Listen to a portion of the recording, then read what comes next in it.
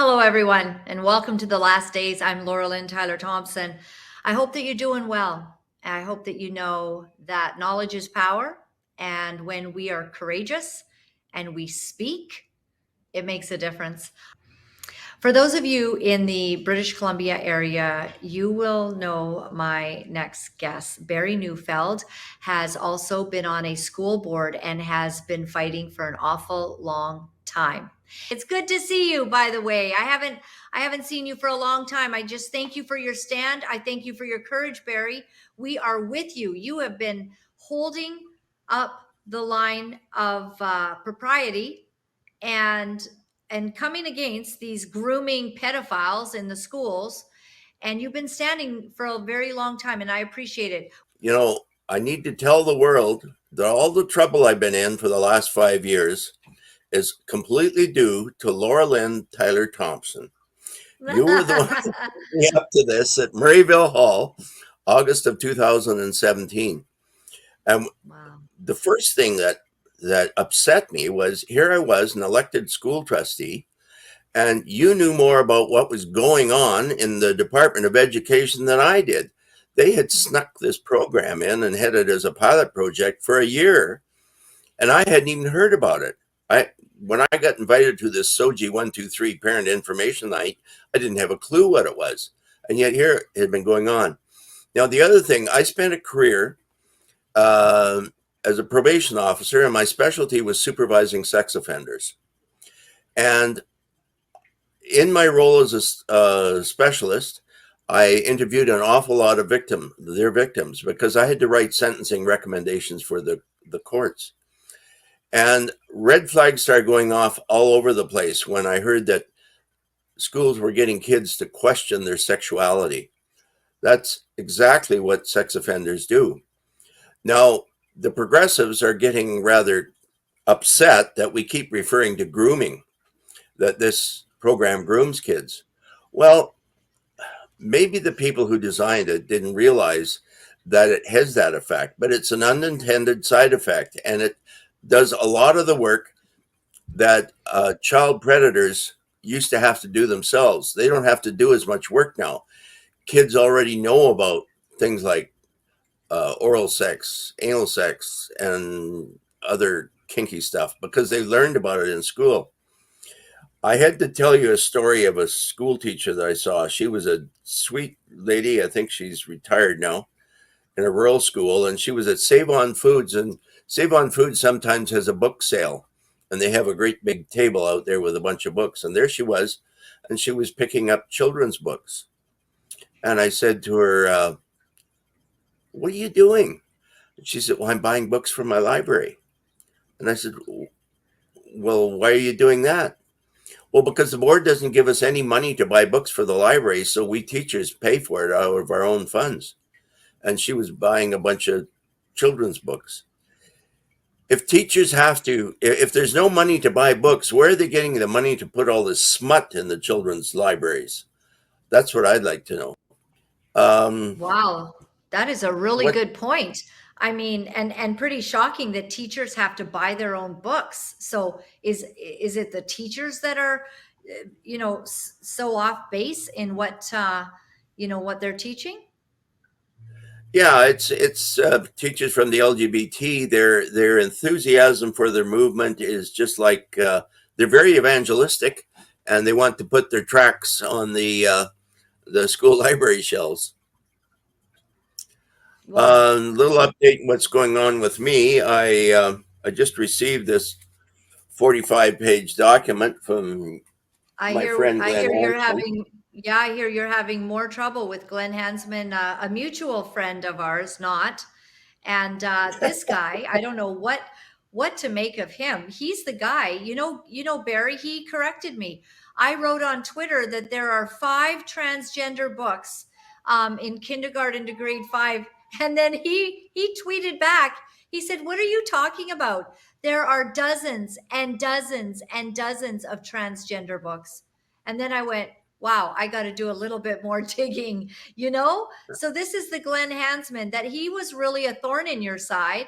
I remember, and I'll let you tell what's going on, but they had a list of movies that that the school could play at any time for the students. And one of those movies was Brokeback Mountain, which has an extremely graphic sexual scene, gay scene, and we had to go public. Like my last guest said, as soon as you put the book up on Facebook, well, they take it out right away because they're publicly shamed. So that's what we did. We put, like, how dare you, and wrote out what is in the movie. And I got that. I had never seen it. I got that off, some Wikipedia, or a site that graphically told what this was about. And so they had, he took it down, and he said, oh, it's no big deal. This is a guy, he has no children of his own. He's in, a homosexual relationship, and just thought it was fine to present to our kids something like that. So this is the guy you've been in. If you could give our viewers right now sort of some history as to why I think you're in the Supreme Court, right? Yes. Well, Glenn Hansman comes from a Dutch Reform family in Ontario, but early in life he identified as gay, and he has committed his whole career to promoting more tolerance of gay people. I have said very little about the gay lifestyle. I'm concerned about children in gay marriages because I believe kids have a right to know both their mom and dad. My biggest concern is about transgender, and Yeah. I don't understand why gay people are sticking up for this, because when children have gender dysphoria, if they aren't given puberty blockers and hormones, they eventually grow out of it, and they quite They often end become up being gay. gay. So Right. why don't you just leave them Good alone? point. Right. Um, And actually, some gay people, in all fairness, some gay people have really come alongside of my battle against the transgender issue, because they said that they wouldn't want children to, like, have an operation that removes your sex organs and think that that's the solution for your life. Wow. well, anyways, I spoke out against it, and I said it's kids don't come up with the idea of transitioning; it's their parents, and parents who want to be seen as progressive or woke or whatever. And I liken this to child abuse. Well, that caused a great uproar in the media. And Glenn Hansman said several things about me, but the one that bothered me the most is that I should not be around children. I think Oh, I the think I'm the irony. longest serving. I think I'm the longest serving trustee in British Columbia, but I am also the only school trustee who has an intimate knowledge of the issues of child predators and child sex offenders. And that's why I took such a strong stand. The unions piled on, and they made a complaint to the Human Rights Tribunal that I was creating an unsafe work environment for them. That's been before the tribunal for 4 years, and nothing significant has happened.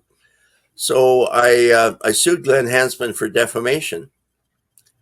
He countersued, and he won the first round.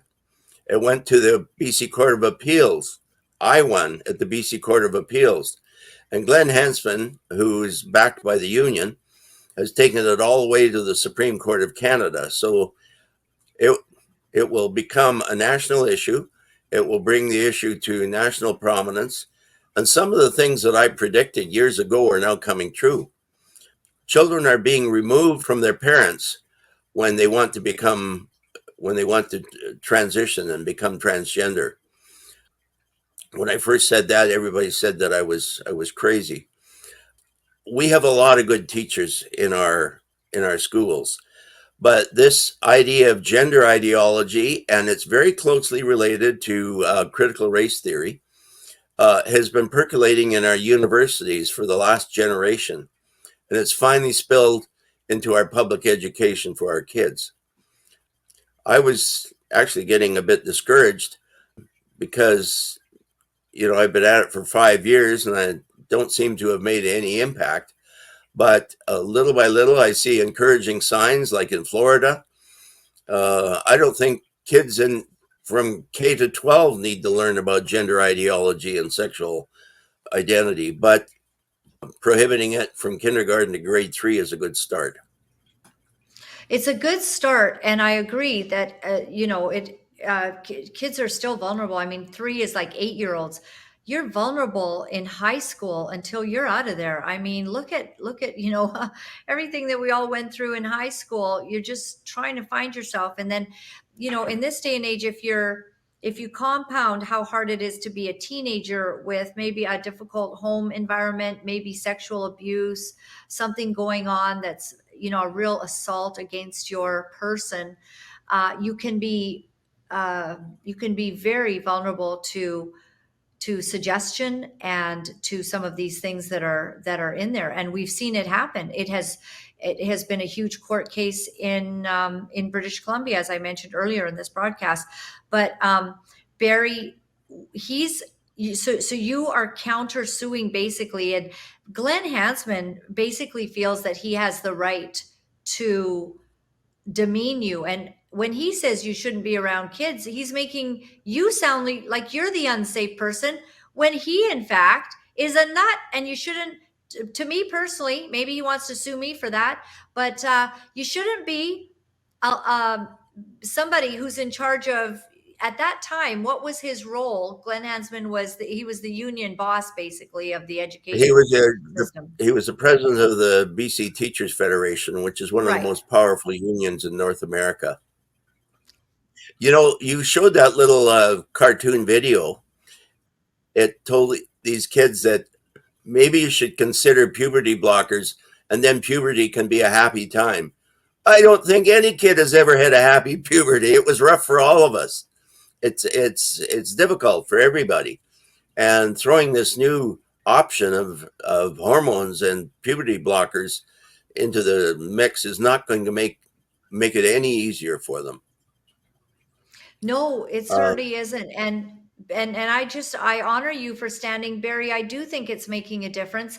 When we started with Soji, nobody even knew that it was real. They didn't. In fact, sometimes people didn't even believe us that that was in the schools. Well, everyone believes us now.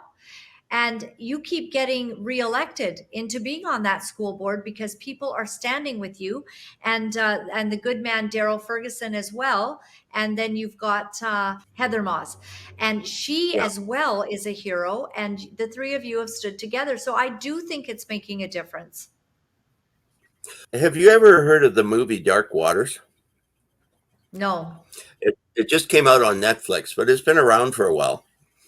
I watched it the other night. It's the true story of um, a major chemical company, Dow Chemicals, was poisoning a whole town and ultimately the whole nation by making Teflon. You've heard that Teflon is very bad for your health, I'm sure. Right. Well, the Dark Waters is a docudrama about this lawyer that took the case of the farmer who was complaining that his whole herd had died, and he took on Dow Chemical. And everybody told him he was nuts. They said that he didn't understand the science, that he should give up. It was a waste of time. But he kept at it for 7 years. Well, and it's interesting that this movie came out right now because Dow Chemical had all the politicians in their pocket. They controlled the environmental protection agencies, and they controlled what people defined as real science. It's sort of a little bit similar to the big pharmaceutical companies, what they've been doing to North America lately. But anyways, it was a fascinating movie. What I came away from watching that was the inspiring determination of one man, Robert Billot, to stand alone against the wicked malfeasance of, it wasn't Dow Chemical, pardon me, it's DuPont. Sorry, Dow, didn't mean to insult you. And he stuck at it for DuPont. 7 years. So, anyways, I've been at it for almost 5 years. I've got an election coming up in 6 months. I was debating, whether I should stay at it. Well, Daryl and Heather took me aside and they said, well, what do you want to be remembered for? So I'm announcing to you, you got the scoop on this, Laura-Lynn. I'm going to run for school Oh board election boy. again. It's a 4-year Yes. term. That'll take me right up to 78 years old. I'll be as old and confused as Joe Biden, but I ain't going to quit. I don't think so. You'll never be Joe Biden. No way. Oh my gosh. He's something.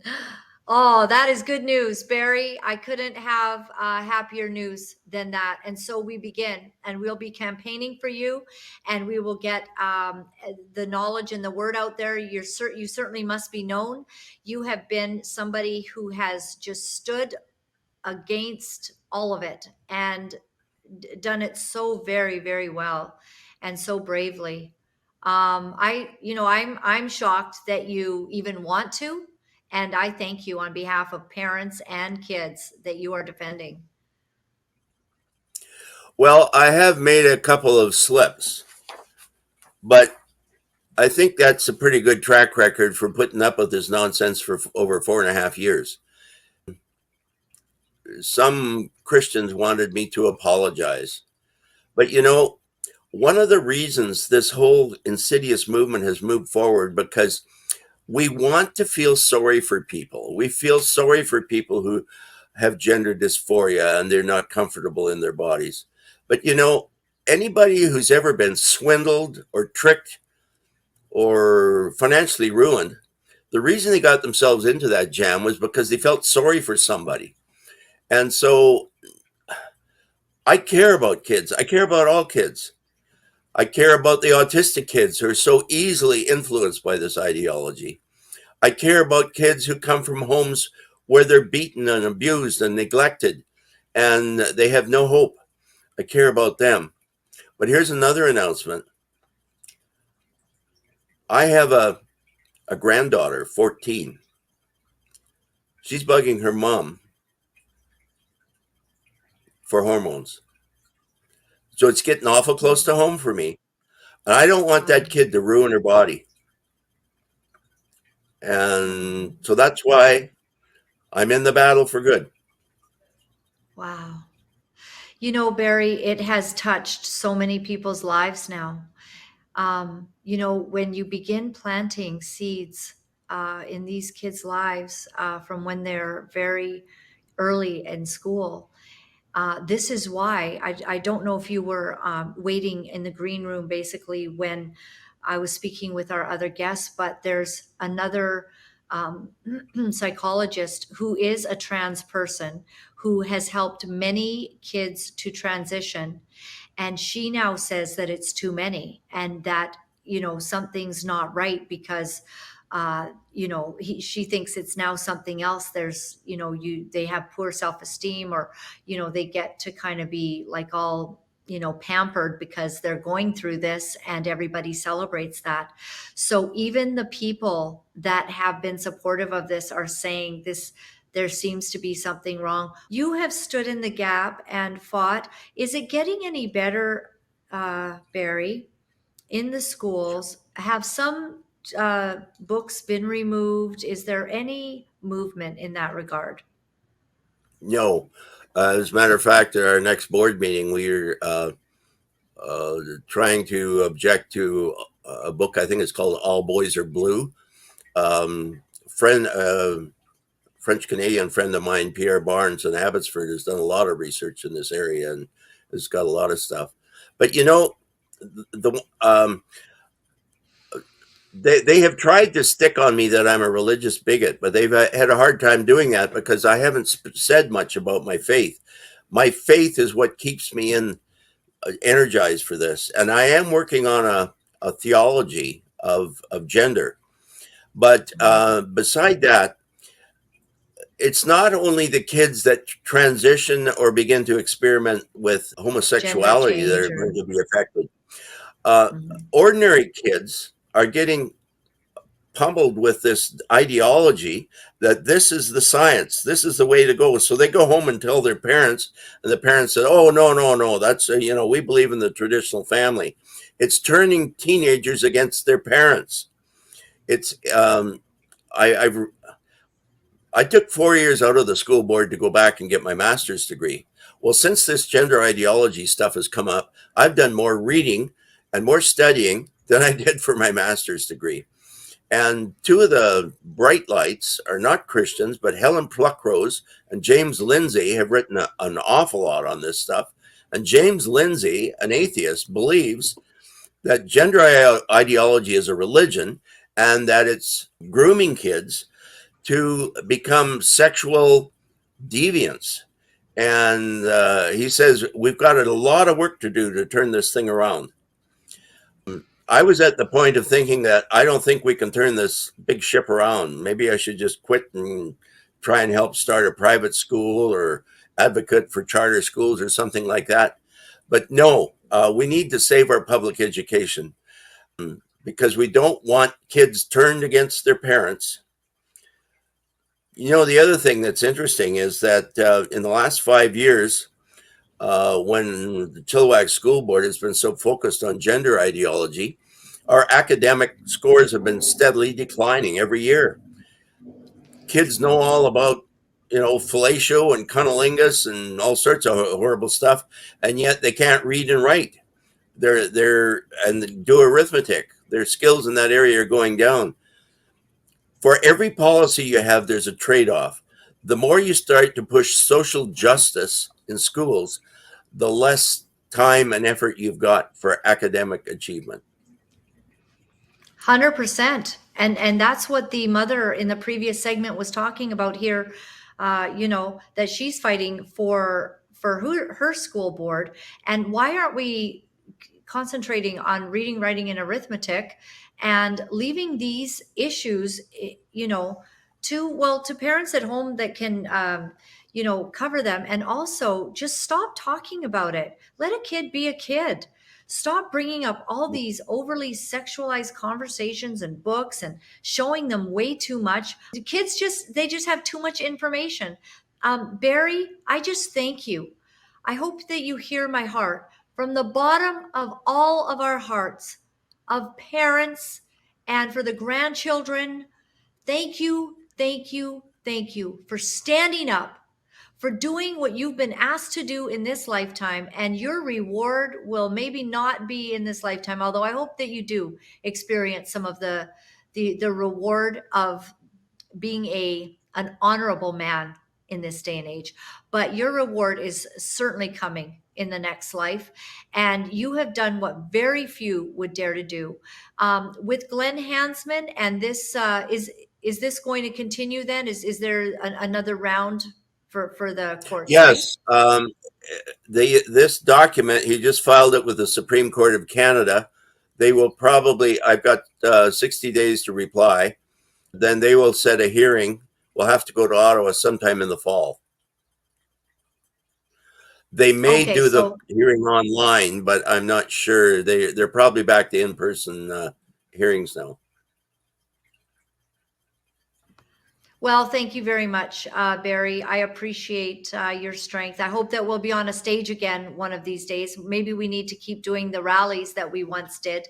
We certainly got a lot of parents engaged. It's almost like with COVID and all of the global tyranny we're facing and the assault on our freedom, that this issue has kind of taken a back seat.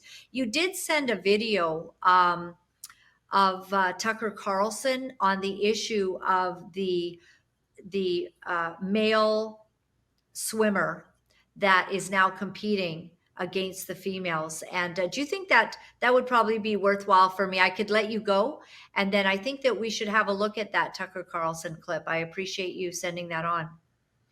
The quote in that video that struck me was this person said, "There's no such thing as gender identity. There is no such person as a transgender. There's just men and women, male and female." And Absolutely. that, Absolutely. yeah, And that's the science. That's the chromosomes. That's what is being defied. And yeah. we have a very confused world now. But you're making it less confusing, Barry. And we appreciate you. And you're a hero. And we love you. Thank you for what you're doing. Thank you, Laura-Lynn. All right. We'll see you again, Barry. Thank you. Bye now. Bye bye. That is a good man. That is a very good man. So one person who actually did predict this at great personal cost, she's really hated for saying it, but she was right, is Kara Dansky, the author of The Abolition of Sex, the president of the U.S. chapter of the Women's Human Rights Campaign, longtime card-carrying member of the American left, but a very brave person. Kara Dansky joins us tonight. Kara, thanks so much for coming on. You must feel a little vindicated, because when we first started having these conversations years ago, you predicted things like this and people attacked you for being crazy. Thank you so much for having me. And yes, I mean, a lot of us saw this coming down the pike. There's a woman named Beth Stelzer who founded an organization called Save Women's Sports several years ago. She's going to be speaking with your colleague, Laura Ingraham, later tonight.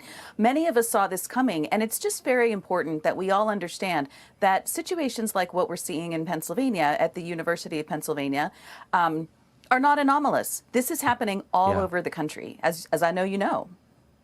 Well, it's just amazing that people put up with it. I mean, if you've been a swimmer or had kids who swim, 38 seconds doesn't happen in competitive swimming. I mean, that's a different sport.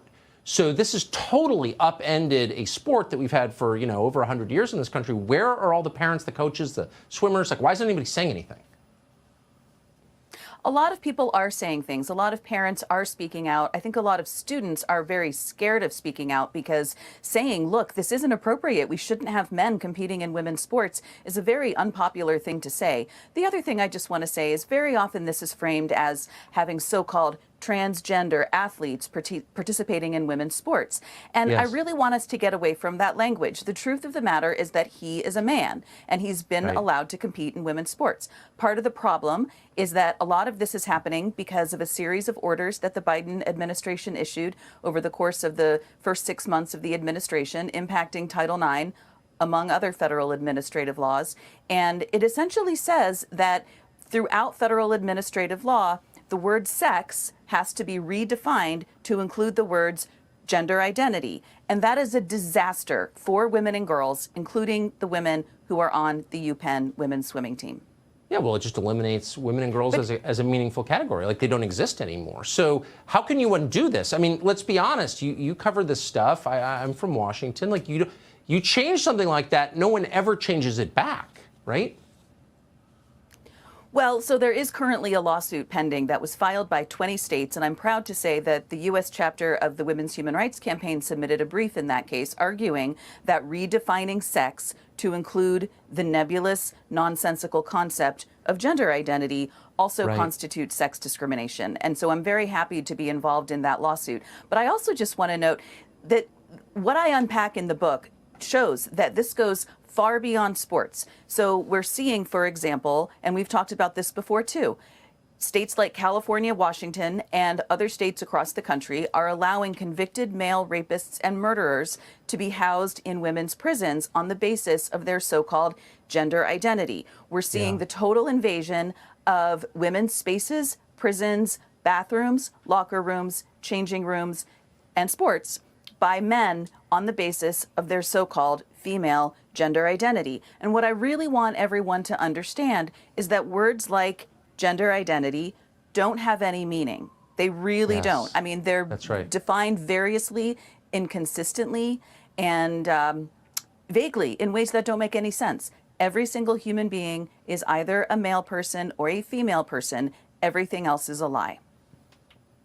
Man, if you ever have an hour, I'd love to sit down and just hear what your life has been like since you started saying obvious truths like that on television. I think you paid a big cost. I would love to hear about it at some point. Anyway, in the meantime, thank you. Well, if I could just make one plea. Yeah. Can I make one plea to your viewers? Okay. So I have one plea to make, which is this. As Tucker knows, I'm a registered Democrat, as he said in my introduction. I have made common cause with many Republicans who are fighting back against so-called gender identity ideology. One thing that has frustrated me is that across the political spectrum, people still seem to be of the view that the phrase transgender people, the phrase transgender athlete, the phrase transgender student, the phrase transgender prisoner has some sort of coherent meaning. It doesn't. And so my plea to your viewers in particular, I know that it's Republicans who are holding the line. I don't like it, but I know it's true. Republicans are holding the line on material reality. All of that goes out the window when you use a word like transgender. It just doesn't exist. And I'm begging viewers to stop using it. Thank you so much. Smart. The language matters. Kara Dansky, thank you so much. What I am very sure of is that we've got to remain vigilant in speaking the truth, standing for the truth, not being cowards. Stop being a coward. If you have to stand for your kids and you have to face other ridiculous parents and or school principals and school teachers who have not a freaking clue what they're talking about, and they want to teach your children something that is not true, unscientific, makes no sense, and they want to bring that word transgender in, we've all got to start realizing that maybe we just haven't been strong enough to win this. Well, then just do something else. Take your kids out. Take your kids out of school.